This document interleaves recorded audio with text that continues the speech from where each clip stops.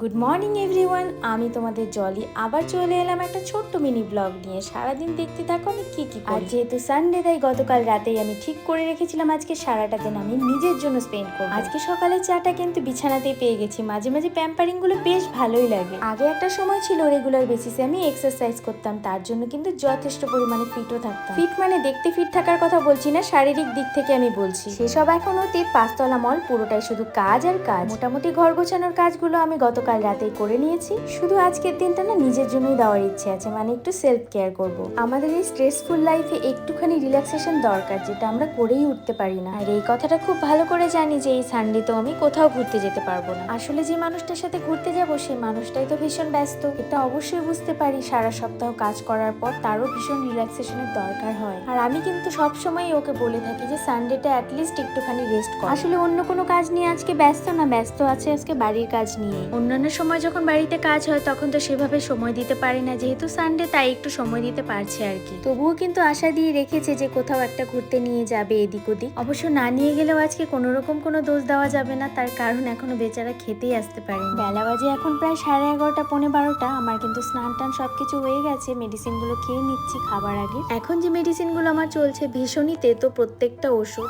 তার মধ্যে কিন্তু আমার এগুলো খেয়ে অনেকটা কাজ হচ্ছে, ফিল করতে পারছি। মিষ্টি জাতীয় যে কোনো জিনিস কিন্তু ভীষণই খারাপ, সেটা শরীরের জন্য বলো সেটা মনের জন্য বলো। কি বুঝতে পারলে তো কি বললাম কথাটা? যাই হোক, যদি বুঝে থাকো তাহলে ভালো, আর যদি না বুঝে থাকো তাহলে আরো ভালো। এবার আমি খাবারটা খেয়ে নিই। দেখতেই তো পাচ্ছ পেঁপে আর আলু দিয়ে পোনা মাছের ঝোল। আমার খাবারের জন্য এখন সবসময় ছোট লোকাল মাছগুলোই কিন্তু আসে। তো চলো এবার একটুখানি ফ্রেশ হয়ে আসা যাক। কোথায় যাচ্ছি বলো তো? একটুখানি পার্লারে যাব। হাজবেন্ডকে বলেছিলাম একটুখানি পৌঁছে দিয়ে আসতে, ফেরার সময় আমি নিজেই ফিরে যাব। অনেক দিন থেকে বড্ড বেশি টায়ার্ড ফিল করছিলাম।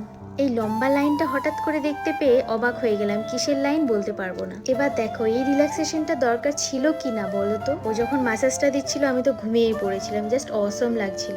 তারপর আর কি বাড়ি চলে এলাম। কেমন লাগলো আমার বকবকানি জানিও। বাই।